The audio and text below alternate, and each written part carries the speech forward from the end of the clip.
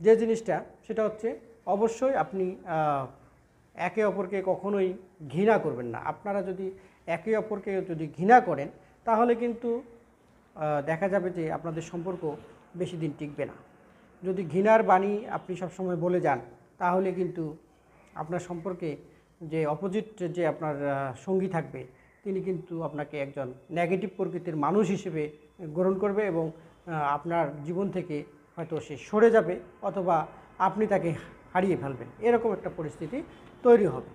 এরপর যেটা হলো, আপনি কখনোই আপনার সঙ্গীকে তিরস্কার করবেন না। আপনি যদি আপনার সঙ্গীকে তিরস্কার করেন তাহলে কিন্তু আপনার সঙ্গী কখনোই উঠে দাঁড়াতে পারবে না এবং আপনাদের মধ্যে একটা আনইকুয়াল একটা সম্পর্ক তৈরি হবে। অর্থাৎ আপনি একজন সম্মানী লোক কিন্তু আপনার পাশে একজন অসম্মানী লোক নিয়ে আপনি বসবাস করছেন, এরকম একটা পরিস্থিতি তৈরি হবে।